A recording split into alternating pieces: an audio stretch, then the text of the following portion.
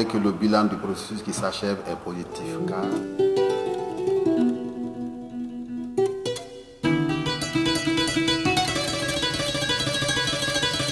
si on parle du départ vraiment du processus électoral depuis le début des années 90, AFS a eu la chance de travailler aux côtés de la Seconde République.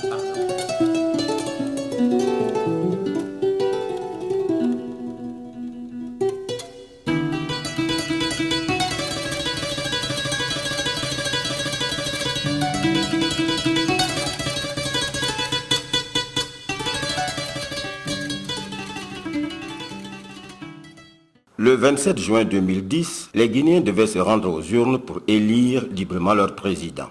Distingués invités, en ce mois de juin, le 27, la Guinée, qui a relevé tant de défis dans son histoire, sera confrontée à l'épreuve des urnes. Elle élira son président pour la première fois sans pression et dans la transparence totale. L'enjeu de ce scrutin était de taille. 24 candidats, une première dans l'histoire de la Guinée.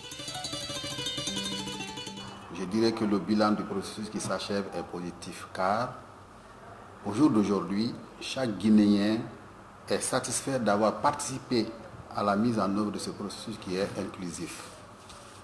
Le changement tant attendu est engagé. C'est la première fois en Guinée que nous allons à des élections qui ne mettent pas en compétition les leaders politiques avec le pouvoir en place, avec l'autorité de la transition, avec tous les organes de la transition. Dans le souci de conférer au scrutin toute la transparence et la crédibilité, il fallait une préparation minutieuse. C'est en cela que les partenaires au développement se sont investis. Ainsi, le 30 avril 2010, le PNUD et AFS signaient un accord pour la mise en œuvre d'un programme d'appui au processus électoral financé par l'Union européenne à travers le projet PACE administré par le PNUD. C'est également AFS qui a organisé toute la logistique nécessaire pour l'exécution du programme. Plus de 335 téléphones mobiles avec une flotte prépayée pour la CENI et ses démembrements jusque dans le pays profond. AFS a également pris soin de distribuer 2000 copies du code électoral, des décisions conjointes, des communiqués et circulaires de la CENI et du MATAP. C'est MATAP, CENI, parti politique. En véritable maître d'œuvre, AFS a assuré la formation de 13 agents du MATAP et du ministère de la Communication au sein de cellules conjointes de travail et le suivi des opérations et des finances. Pour notamment lorsque les cartes alphanumériques vont arriver, parce qu'il faudra les distribuer. C'est important qu'elles sachent à quel moment elles devront les retirer et pendant combien de temps, et quelles vont être aussi les conséquences aussi donc au niveau du vote. Il y a un film qu'on a fait, c'est un film pédagogique qui est bien fait, qui suit les différentes étapes, qui leur montre comment faut-il faire pour procéder aux opérations électorales dans un bureau de vote. Si on parle du départ vraiment du processus électoral depuis le début des années 90, AFS a eu la chance de travailler aux côtés du gouvernement de la Seconde République, pour préparer une administration électorale dans le cadre de la libéralisation, si on peut dire, et le multipartisme. Par rapport au processus qui nous intéresse plus récent maintenant, depuis 2008, avec l'appui de différents partenaires, dont USAID et le PNUD, l'Union européenne, AFS a travaillé aux côtés vraiment de la Commission nationale électorale indépendante pour l'appuyer techniquement à la préparation de ces élections. Il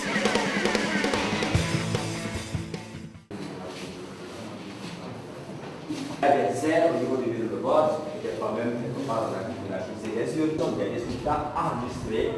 Sous l'égide de AFS, les correspondants de l'agence guinéenne de presse ont reçu une formation pour leur permettre d'améliorer leurs capacités professionnelles dans le traitement et la vulgarisation des informations à diffuser tout le long du processus électoral. Je pense que c'est une tradition européenne de s'impliquer dans ce genre d'exercice pour différentes raisons. La raison essentielle, c'est que Nos relations avec les pays d'Afrique sont basées sur un partenariat, le fameux partenariat de Cotonou, qui sont basés sur un certain nombre d'éléments essentiels qui sont la promotion de la démocratie, de l'état de droit et la protection des droits de l'homme. Ces trois valeurs-là, nous pensons que sont des valeurs universelles qui ont également fondé l'Europe.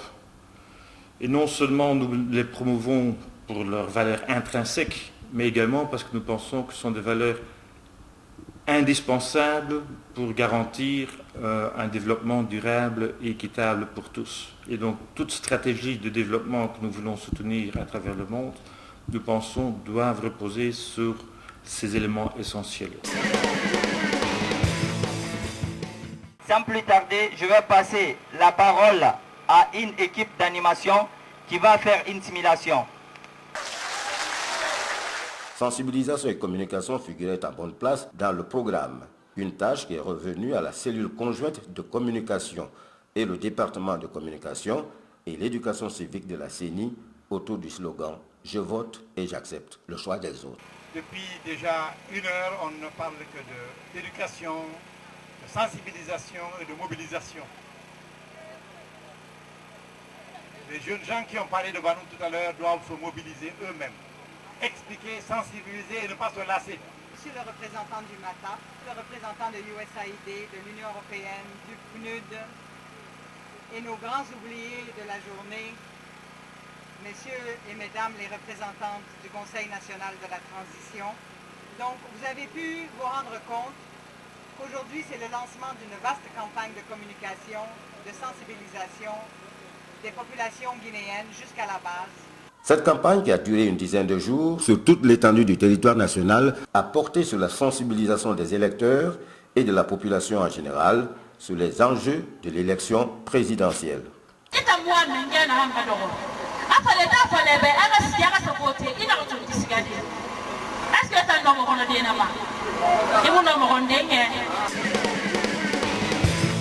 Toujours dans le souci d'aboutir à des élections apaisées et crédibles, AFS a subventionné la formation et la sensibilisation de la Force spéciale de sécurisation des élections, FOSPEL. C'est le 27 mai 2010 que le Premier ministre Jean-Marie Doré a procédé au lancement de la série de formation de la FOSPEL en présence de la présidente du Conseil national de transition, du vice-président de la CENI, du commandant de la FOSPEL et de ses 2 adjoints. Le bilan, je me dis, il est positif. La force de sécurisation du processus électoral a été créée le 18 mai 2010, suivant le décret 081 du président de la République, avec pour mission de sécuriser le processus avant, pendant et après les élections présidentielles.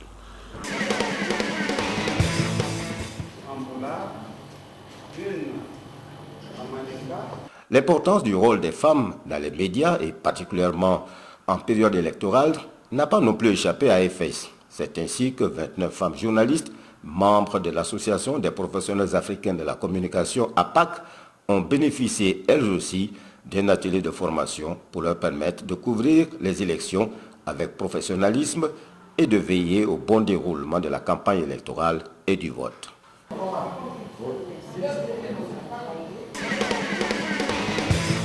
Le MATAP, l'un des principaux acteurs du processus électoral, a été également au centre des préoccupations de AFS.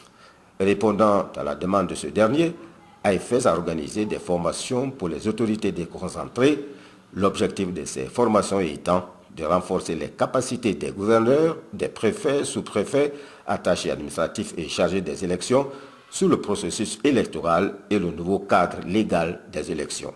Mes sentiments sont des sentiments de satisfaction et de reconnaissance pour le rôle combien important joué par chacun des partenaires ayant facilité l'organisation de l'élection présidentielle 2010 qui fait aujourd'hui la fierté de la Guinée. La formation a touché aussi les femmes oulémas de Guinée.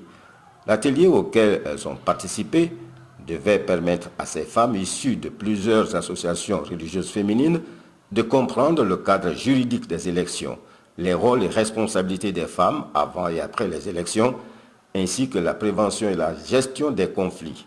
45 femmes leaders des associations religieuses ont ainsi pu améliorer leur connaissance du processus électoral.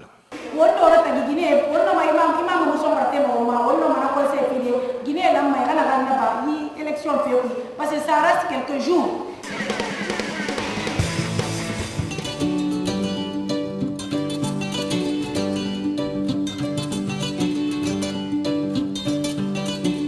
Ce film est destiné d'abord aux membres des bureaux de vote des ambassades et chancelleries de l'étranger.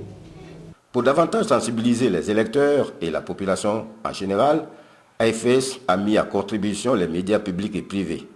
La campagne qui s'est déroulée sur toute l'étendue du territoire national a porté sur les enjeux de l'élection présidentielle, la vérification des listes électorales, le retrait des cartes d'électeurs, comment voter et accepter les résultats dans la quiétude et accepter le choix des autres. Ceux qui sont inscrits sur la liste électorale, levez la main.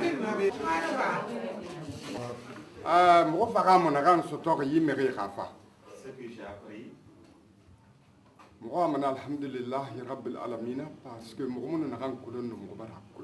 toujours avec l'appui de l'Union européenne et du PNUD, AFS a travaillé étroitement avec le Conseil national des organisations de la société civile pour la mise en place d'un observatoire des élections afin de permettre à la société civile de recueillir des informations sur le déroulement de tout le processus électoral et formuler des recommandations en vue des prochaines élections. Pour ce qui concerne fondamentalement le programme de monitoring du processus électoral, mis en place, nous avons monté ce programme, mais qui souffrait fondamentalement du financement. Alors, notre partenaire AFS, Fondation internationale sur le système électoral, ayant la même vision, la même réflexion que le CNOX, nous a tendu la main.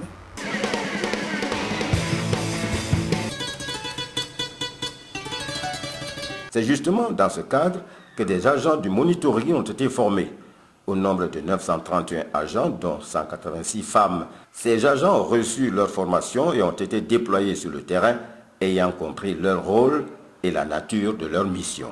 Donc, ce programme, il était divisé en 3 parties. Avant le scrutin, pendant le scrutin et après le scrutin. Avec le concours d'AFS, dans un premier temps, nous avons réussi à déployer 964 éléments sur le terrain, c'est-à-dire des moniteurs, y compris les superviseurs. Donc les 38 superviseurs, les 33 préfectures et les 5 communes, et les restes dans les différentes préfectures en fonction